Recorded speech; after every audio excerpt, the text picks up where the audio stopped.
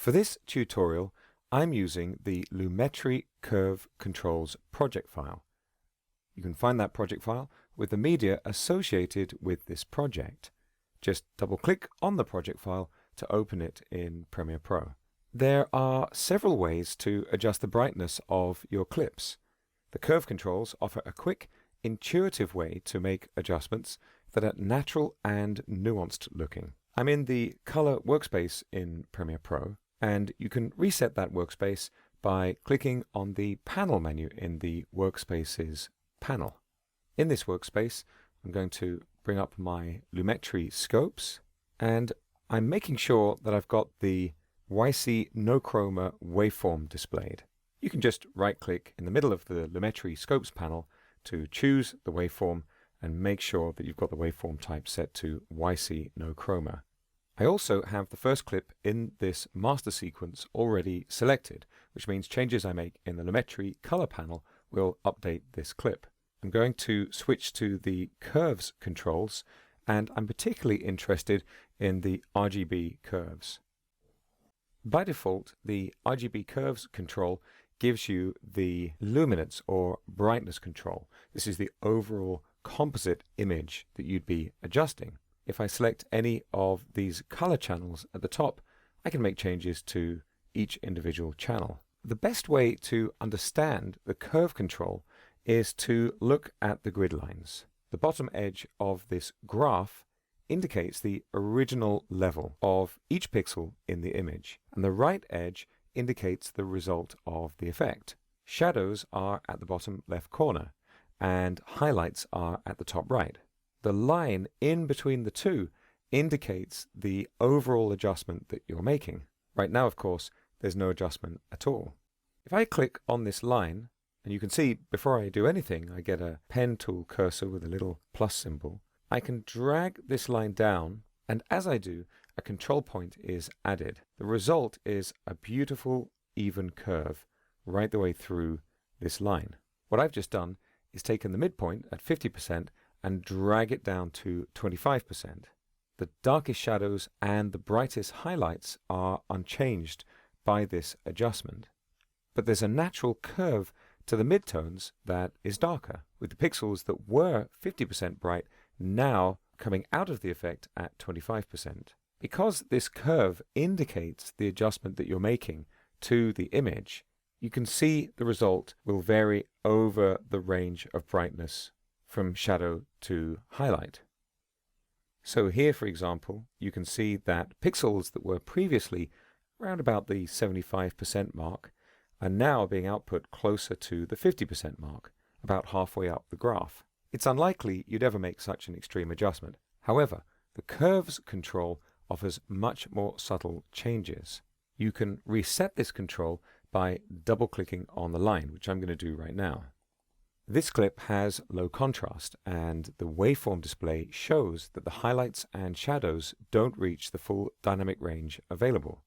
So let's fix that with the curve control. I'm going to take this control point that's already been added at the bottom of the curve and drag it along until I see the pixels in the waveform display hit the bottom of the dynamic range. Now I'm going to take the control point at the top of the line and drag this in until the highlight pixels are just touching the 100 IRE mark, the top of the dynamic range.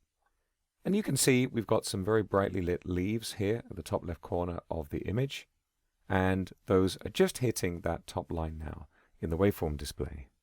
You may not always want to fully expand the contrast in this way, but it certainly adds a lot more depth to this shot, which was captured in S-Log2. Now I'm going to add just a little more nuance. I'm going to click and drag to pull the shadows in a little more, and I'm going to click and drag to lift the highlights a little more. What's beautiful about the curves control is that it adds a nuanced adjustment right the way across the dynamic range without you needing multiple complex adjustments. If I toggle this control off and back on again, you can really see the difference. I'm going to go to my Effect Controls panel I'm going to select the Lumetri Color effect that I've just added by making adjustments. I'm going to right-click and choose Copy, and then I'll select the other two clips, and I'm going to press here on Windows, Control-V, that'll be Command-V on macOS, to paste the effect onto both other clips in my sequence. I'm particularly interested in this third clip though. Looking back at my Lumetri Scopes panel, I can see that now we've got a reasonable dynamic range because of the adjustment I just copied and pasted onto the effect. But I kind of want to warm this shot up. I have two clips selected right now, so I can't make adjustments in the Lumetri Color panel.